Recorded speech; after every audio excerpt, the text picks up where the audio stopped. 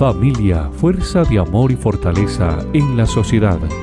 Camino de valores para mover una humanidad hacia lo armónico del espíritu y la verdad. Gracias por mi familia, gracias por mis hermanos, gracias por darme tanto amor. Un saludo muy especial, nos alegra mucho compartir con ustedes estos minutos a través de la televisión. Y este programa Familia el Día hoy lo hacemos desde nuestro templo parroquial en compañía del padre Eduard Ferney Trujillo, quien nos va a enseñar muchas cosas y con quien vamos a hablar temas muy importantes en los siguientes 30 minutos. Padre Eduard, un saludo cordial, bienvenido. Muchas gracias, Loaskin, muy buenos días para vos, para todas las personas que nos siguen a través de nuestro canal comunitario, como siempre felices de poder llegar hasta sus hogares. Y también, esto no tiene límites, aprovecho para dar un saludo bien especial a algunas familias amigas que desde el Perú nos siguen. Ellos están esperando que también suban los programas pues al internet y desde allí nos están siguiendo. Entonces, saludo bien especial para la familia Cogle en La Sábara, para la señora Laura de Casareto y a todas las personas que nos siguen, y especialmente a ustedes que durante esta Semana Santa, que pues nosotros grabamos con antelación, que ya se aproxima, pero cuando este programa se emita ya estaremos en pleno miércoles santo, que sea pues un tiempo de gracia y de bendición para todos ustedes. Bueno, padre, nos encontramos acá en el templo donde hemos visto en los últimos días mucho movimiento, ¿no? Hemos estado viendo acá las señoras del aseo trabajando más dinámicamente, las bancas moviendo para acá, moviendo para allá. Ha sido unas últimas semanas de mucho ajetreo, como dicen las señoras, pero es porque el templo se está limpiando, se está organizando. Vemos una baldosa brillante, una baldosa muy bonita, muy limpia, y también usted nos va a explicar, padre, sobre la importancia de los cambios que se están haciendo acá con el ambón y con la mesa. Claro, Loaskin, lo primero yo creo que es resaltar todo el liderazgo, el trabajo, el amor que nuestro párroco, el padre Pedronel, le está poniendo aquí a nuestra parroquia. Y lógico, yo creo que en el corazón de todos los párrocos está en que hay que tratar bellamente y con dignidad todos los lugares más sagrados en los cuales nosotros celebramos nuestra liturgia. Entonces, ellos siempre piensan en tener hermoso el templo, en tener hermoso también el lugar de descanso, como lo es el cementerio y la capilla. Todos ustedes han visto tantos trabajos que se han venido haciendo y desarrollando, porque hay que irle haciendo un mantenimiento pues digno a todos estos lugares. Pero resaltar entonces el trabajo que se ha venido desarrollando aquí en nuestro templo. Como ya lo decías, pues se ha invertido muchos días. Disculpen pues también las incomodidades para las personas que a veces entran y ven el piso un poco mojado por todo esto, porque se está brillando lo que es el presbiterio, que es toda esta nave central, y lo que son las adecuaciones, porque también se remodeló un poco el piso, donde algunas de estas baldosas estaban levantadas y causaban pues algún tipo de peligro. Se logró conseguir ese mismo tipo de baldosa, restaurar el piso, y ahora se procedió a esa parte pues de lo que es el brillo y darle ese mantenimiento. Eso por una parte.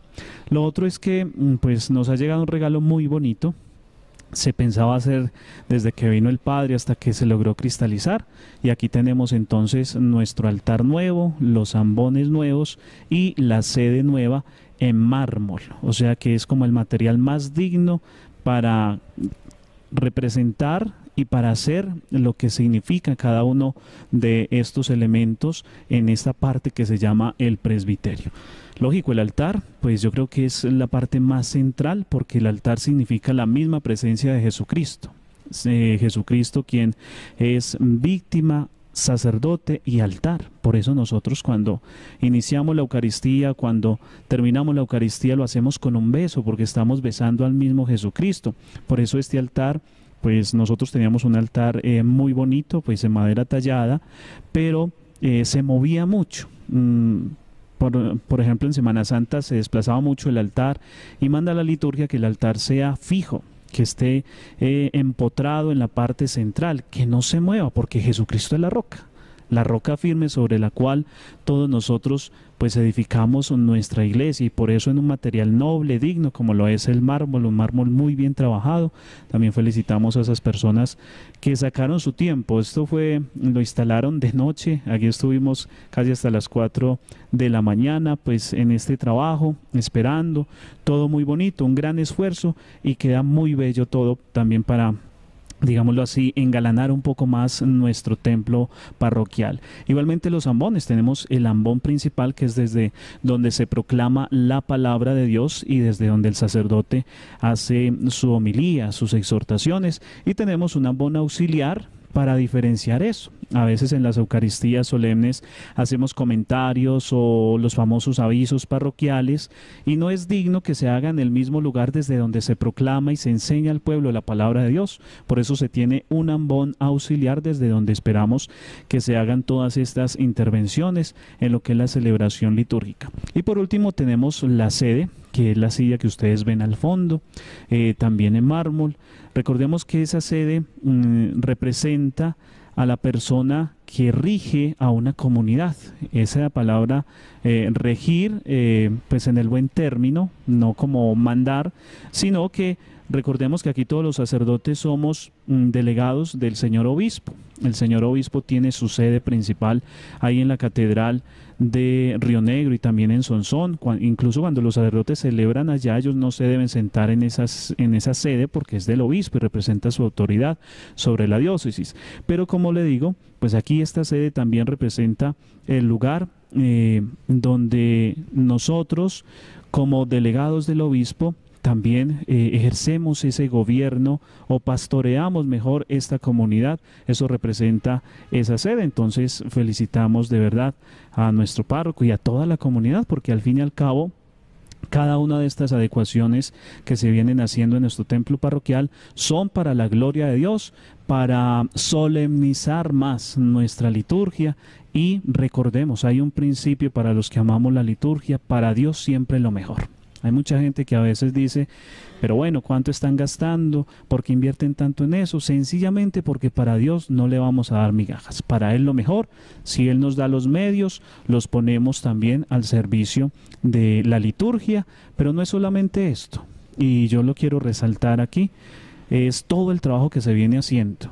Embellecer la estructura, sí, lo temporal, nuestro templo, pero ustedes como comunidad también se han dado cuenta de todo ese dinamismo pastoral que especialmente en estos últimos días hemos visto en nuestra comunidad, con el apoyo de todos los grupos y ministerios y movimientos que tenemos pues también, y que estamos haciendo un gran trabajo pastoral en nuestra comunidad.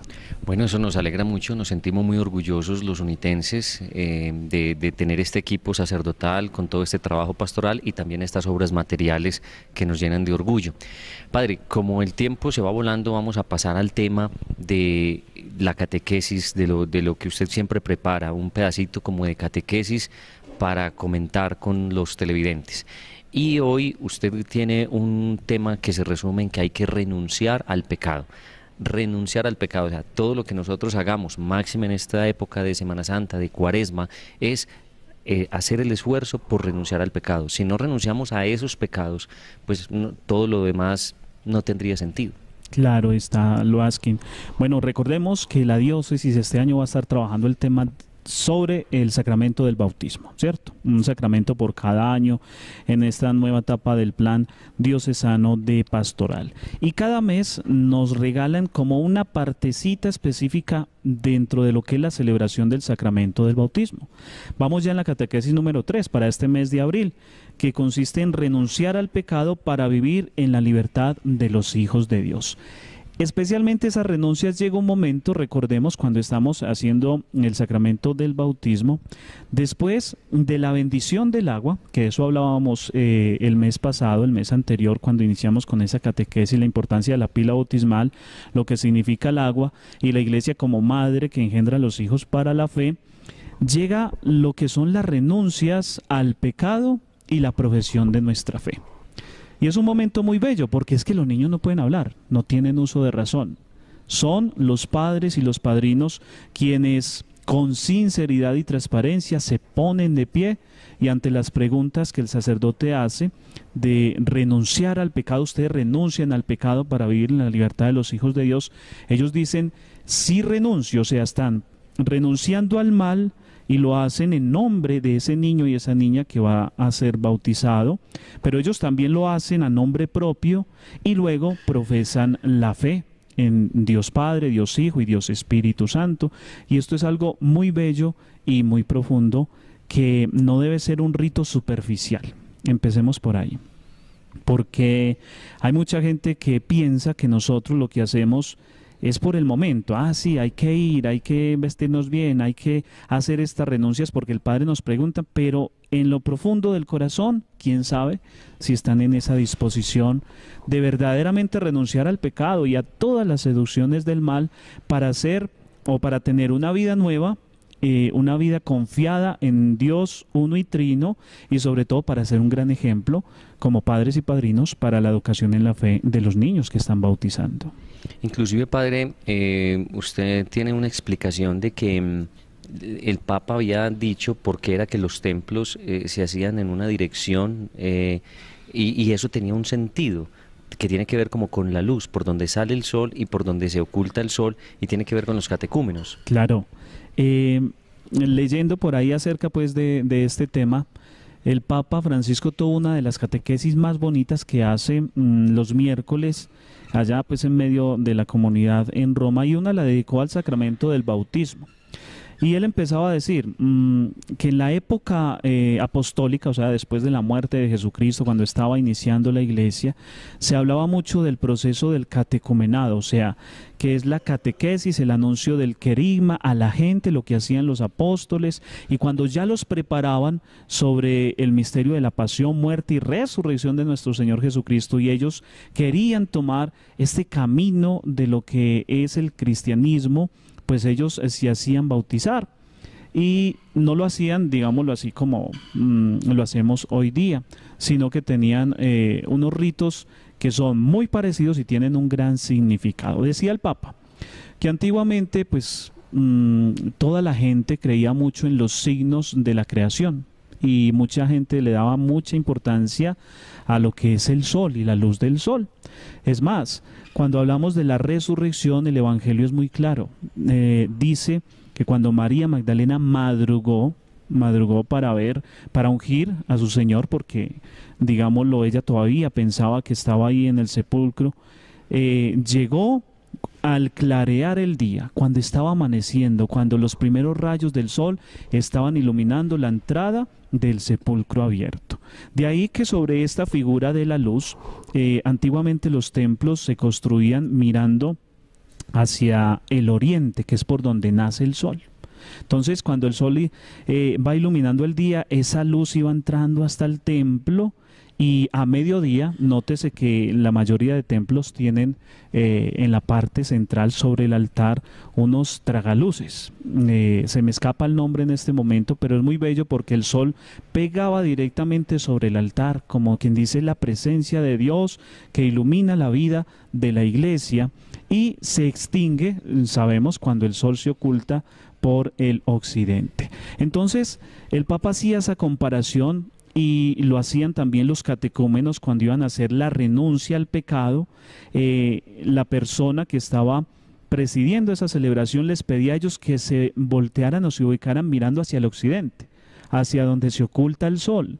Y entonces ya les preguntaba si estaban dispuestos a renunciar a Satanás, si estaban dispuestos a renunciar al pecado, a todas las seducciones del maligno, porque eso es como decir, yo voy a morir a esto, al pecado, a las seducciones del maligno. Yo quiero cambiar de vida, entonces voy a morir, así como el sol muere en la tarde por el occidente. Y cuando les preguntaba sobre su profesión de fe, ustedes creen en Dios Padre, Dios Hijo y Dios Espíritu Santo, los hacía girar hacia donde nace el sol, hacia el oriente, ¿cierto? Entonces es morir con las tinieblas para recibir la luz de Jesucristo resucitado en mi profesión de fe.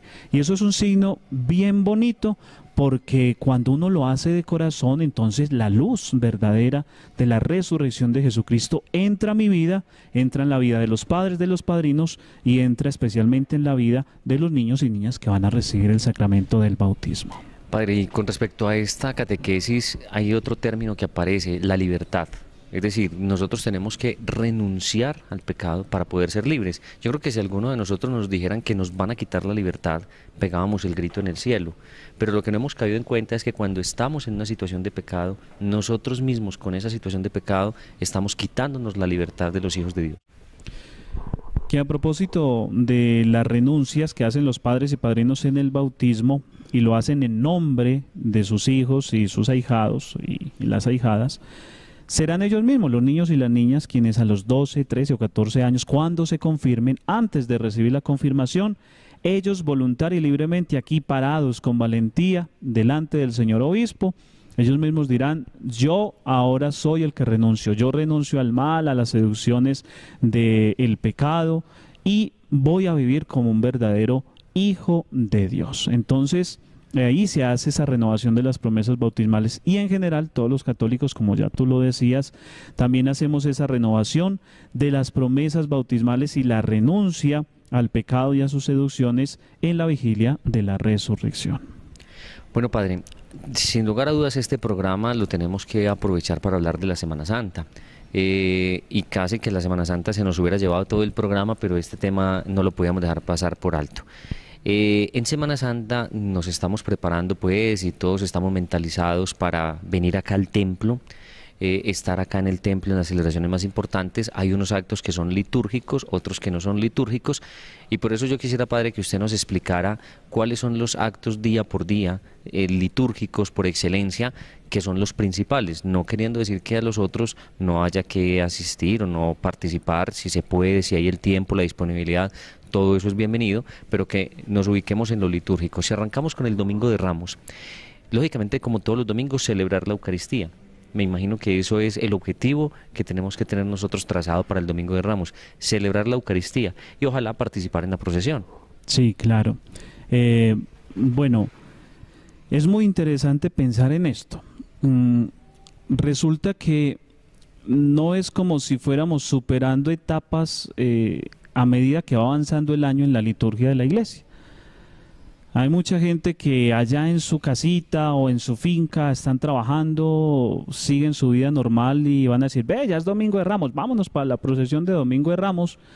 Pero lo repito, dejamos de lado esa preparación que la liturgia nos está regalando también en el tiempo de Cuaresma, que son esas 4 o 5 semanas antes de empezar la Semana Santa, para que nos pongamos en paz, para que hagamos ayuno, para que hagamos oración, para que nos pongamos en paz con Dios, con nuestros hermanos y con nosotros mismos. Es lo primero, llegar preparaditos a esas puertas de la Semana Santa que se abre el Domingo de Ramos. Pero hay un detalle. De eso nos hacían caer en cuenta en estos días en alguno de los grupos. El Domingo de Ramos, la celebración más importante es la bendición de los ramos, la procesión y la Eucaristía, en la cual pues recordamos también la pasión de nuestro Señor Jesucristo. Entonces aquí va, yo creo que uno de los datos importantes. La Eucaristía del Domingo de Ramos no inicia aquí en el templo, como mucha gente piensa. Aquí muchos, de pronto por comodidad, porque es mucha gente, se vienen desde las 10 a buscar su puesto, pero se pierden la bendición inicial. Los ritos iniciales de esa Eucaristía inician allá donde se va a hacer la bendición de los ramos. Allá se empieza con la bendición. Cuando el sacerdote llega aquí después de la procesión, llega directamente a hacer la oración colecta y pasamos a las lecturas. La misa no empieza acá, empieza allá, porque es una celebración sumamente importante, porque yo quiero hacer una salvedad. Nosotros no dramatizamos lo que Jesucristo hizo hace más de 2000 años. Que entonces los apóstoles tendían sus mantos y cortaban ramitas y entonces como hacer la mímica. Nosotros no hacemos eso. La liturgia de la iglesia nos permite reactualizar ese misterio de la entrada de Jesús en Jerusalén y nosotros hacemos parte de ese misterio. Entonces la Eucaristía empieza ya, por eso los invito a todos, pues este programa sale un poquito después, pero a caer en cuenta de esta realidad. Allá inicia la celebración con la bendición de los ramos, y cuando nos vengamos en procesión, no es para que la gente nos vea el estrén que nos pusimos ese día, sino que cuando tú sales en procesión y más ese domingo de Ramos, que vayas con la alegría de saber que durante esa semana Jesucristo va a entrar en tu vida. Y que lo recibas con la misma alegría que lo hacían los apóstoles, los niños y la gente del común allá en Jerusalén hace más de 2000 años. Es peregrinar, llegar aquí a nuestro templo y continuar con esa celebración. Y esa celebración resume todo lo que vamos a vivir en Semana Santa, porque allá en la bendición se proclama el Evangelio de la entrada de Jesús en Jerusalén, la bendición de los ramos. Pero cuando lleguemos acá al templo, aquí se proclama el Evangelio de la Pasión, para ver, digamos, todo ese resumen de lo que vamos a estar viviendo. De la alegría pasamos a la realidad hermosa y profunda de lo que es la pasión, la muerte de nuestro Señor Jesucristo. Ahí está pues como lo importante del Domingo de Ramos. Bueno, igual si ustedes miran en el programa de Semana Santa, el domingo en la tarde hay otra Eucaristía, se reza el Vía Crucis en el templo, pero bueno, importante tener claro, poder asistir a la procesión, a la bendición y la procesión. Vamos a meter el salto porque no tenemos mucho tiempo de una vez al Triduo Pascual. Sí. Saltémonos lunes, martes y miércoles santo y lleguemos al Jueves Santo, donde termina la Cuaresma y donde se inicia el Triduo Pascual. El Jueves Santo es un día grande, es un día maravilloso donde celebramos acontecimientos y regalos del Señor espectaculares, la Eucaristía, el mandato del amor, los sacerdotes. Entonces, ¿qué es lo más importante del Jueves Santo? Bueno, para llegar al Jueves Santo, recordemos, lunes, martes y miércoles santo, tenemos como esos acontecimientos que iban preparando la pasión de Jesucristo. Y es bonito. Uno piensa que la gente no los conoce. Y qué día preguntando en alguno de los grupos, la gente respondía, porque eso también va entrando en la catequesis. El lunes es esa unción en Betania. Jesús, digámoslo así, se está despidiendo de sus amigos, Lázaro, Marta y María. El martes es como ese primer anuncio de la traición, y ahí está Judas, están en la última cena y la negación de Pedro, la anticipación de la negación de Pedro. Y el miércoles es cuando Judas ya va y se pone de acuerdo para vender a Jesús por 30 monedas de plata. Llegamos entonces así al jueves. El jueves mucha gente ya se está programando. Yo voy a ir a la misa por la mañana. Yo voy a ir a la misa de oración por los enfermos. No, qué pereza ir a la misa de la Cena del Señor, porque es muy larga y hace mucha cosa. Pero hijitos, la Eucaristía más importante del Jueves Santo es la Eucaristía in cena Domine, o sea, en donde celebramos la institución de la Eucaristía, en donde celebramos la institución de el sacerdocio y en donde celebramos el mandamiento del amor. Esa es la más importante, por obvias razones, claro, porque desde allí Jesucristo preparó todo a todos sus discípulos y también a nosotros, y Él mismo se preparó para vivir ese momento difícil de lo que fue la pasión. Y es muy bello, porque en esa Eucaristía se traen, recordemos, se eligen personas de la comunidad, el sacerdote les lava los pies, como lo hizo Jesucristo hace más de 2000 años, con ese mismo significado y sentimiento. Es que es el valor del servicio. Yo no vine a que me sirvan, sino a servir, y lo hace el mismo sacerdote con el mismo amor y con la misma entrega que lo hizo Jesucristo. Escuchar esas lecturas de la última cena, ese sentimiento bonito, luego cuando termina esa Eucaristía, cómo se descubre el altar y cómo se lleva en procesión al Santísimo para ponerlo luego en el monumento, y así recordar ese momento en esa tarde y en esa noche donde Jesús sale al huerto de los olivos a orar, a pedirle a Dios que le dé fuerza para vivir esa pasión, para cumplir la voluntad de Dios. Y es el significado de esa noche que pasa Jesús pues en silencio, encarcelado, esperando a ser juzgado al viernes en la mañana. Bueno, el jueves en la noche está la hora santa, no es un acto litúrgico, pero es muy bonito, y ojalá que, como el templo va a estar abierto toda la noche en familia, se saque un espacecito para venir, para orar, para acompañar al Señor. Está la procesión de hombres, donde es también muy bonita, pero el Padre ya lo ha dicho, siendo esos elementos muy importantes en la Semana Santa, no son litúrgicos. El acto principal, el acto litúrgico es a las 3 de la tarde, la misa vespertina en la Cena del Señor. Pasemos ahora al Viernes Santo.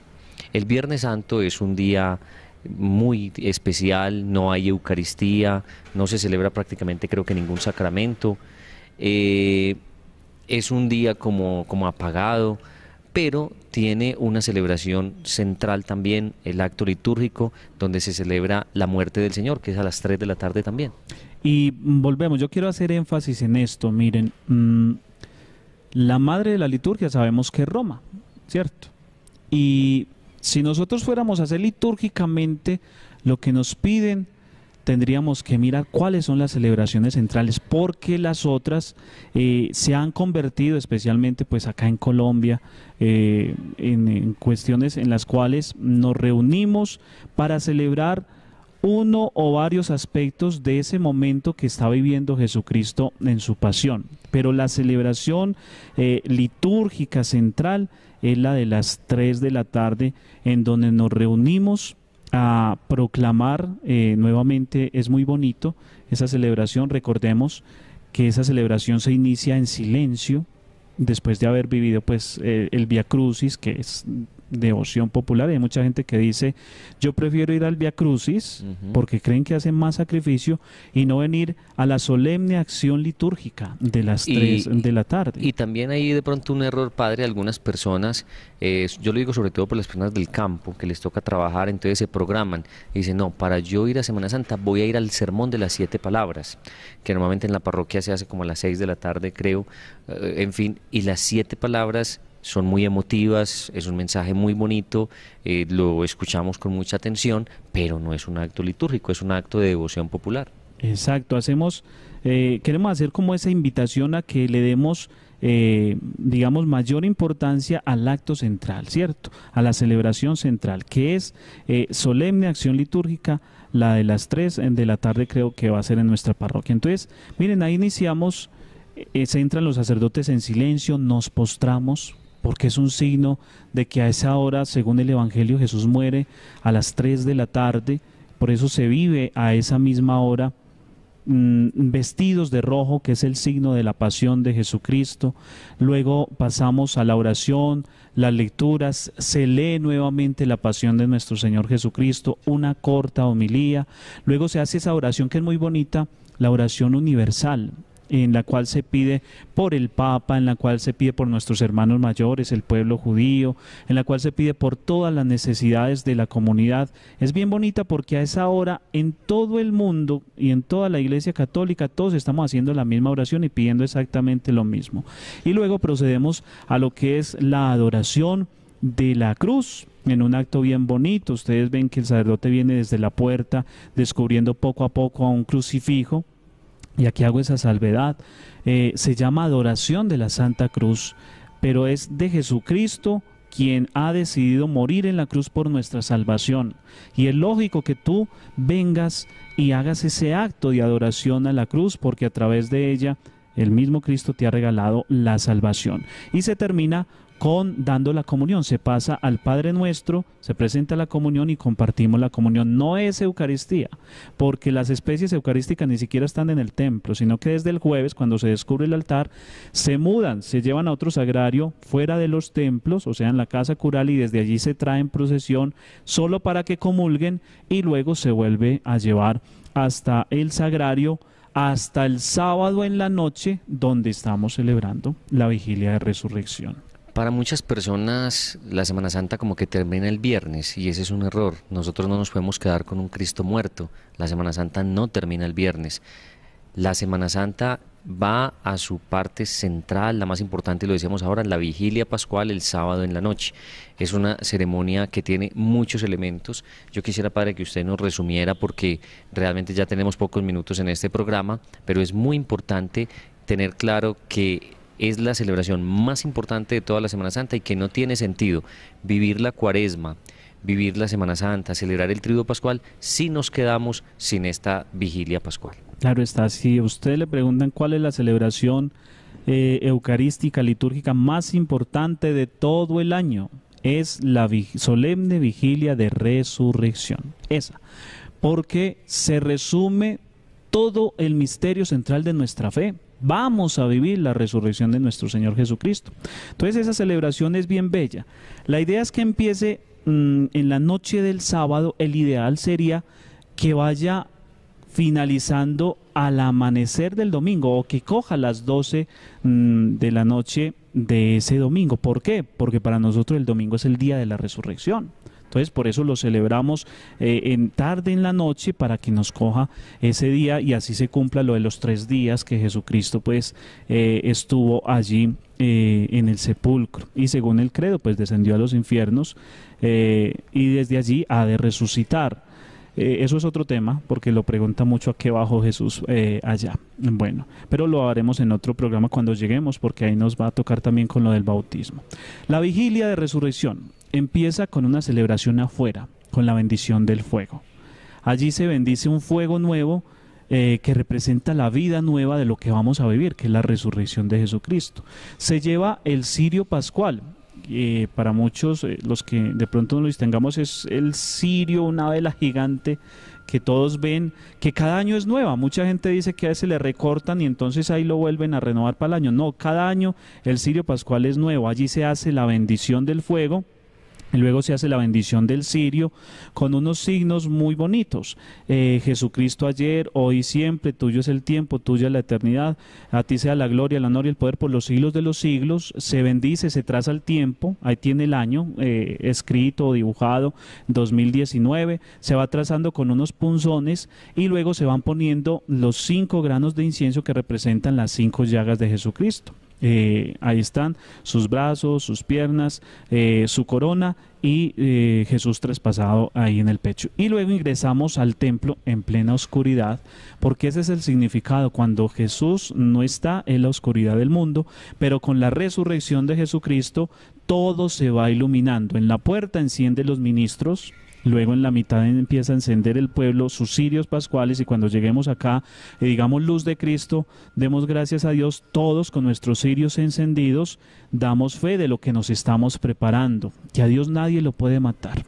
que Jesucristo vive y que esa lucecita aún en medio de la noche ilumina toda la eternidad. Y llega un momento bien bonito donde se canta el pregón pascual, que básicamente es resumir toda la Sagrada Escritura hasta la resurrección de Jesucristo.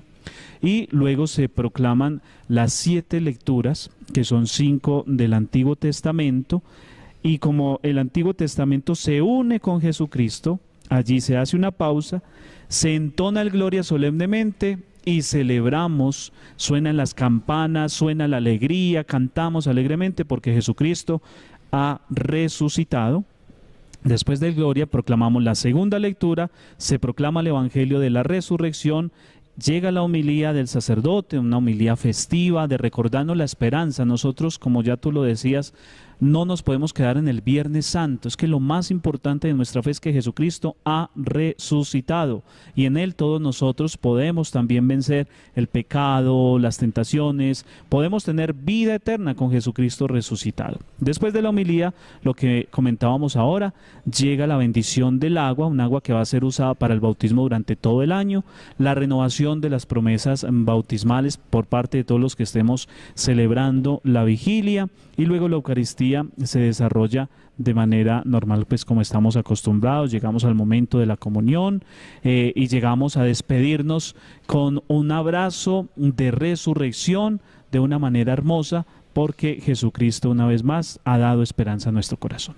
Bueno, se nos ha agotado el tiempo, pero hoy le hemos sacado mucho provecho a usted, padre. Nos explicó muy bien lo que se ha hecho en el templo, esta parte de la catequesis que tiene que ver con el bautismo, y finalizar con esa explicación resumida pero muy clara de la Semana Santa, de lo más importante de la Semana Santa. Yo creo que ahora lo que queda es vivir estos días con una entrega total al Señor, que saquemos el tiempito para esto, para la Semana Santa, para un descanso distinto. No deja de ser un descanso, pero un descanso distinto, que nos concentremos y sobre todo, padre, finalmente que le demos mucha participación a los niños y las niñas. Lo decía usted en una Eucaristía el domingo, que los niños y las niñas los llevemos y les expliquemos y les contemos y aprovechemos la curiosidad de los niños, que ellos preguntan por qué y por qué y por qué y qué pasó y por qué. Entonces, que los papás y las mamás los lleven, les expliquen que esa es la mejor catequesis. Sí, señor, totalmente de acuerdo con esto.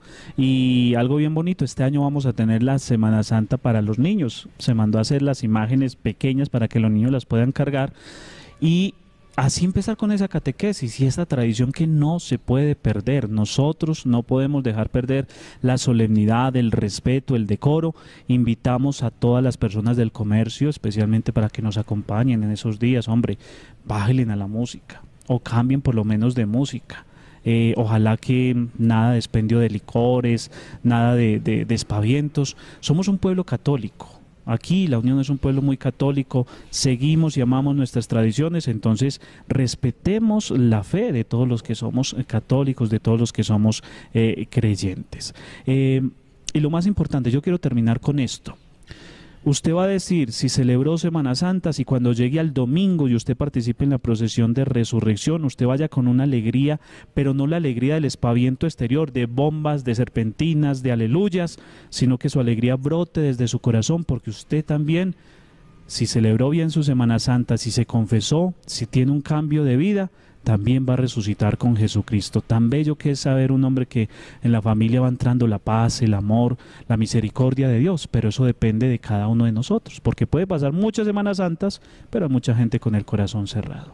Bueno, muchas gracias, Padre, muchos éxitos en todas sus actividades, sobre todo en estos días que son de mucho, yo utilizo el término que utilizan las abuelas, ajetreo, de mucha ocupación, de muchas cosas.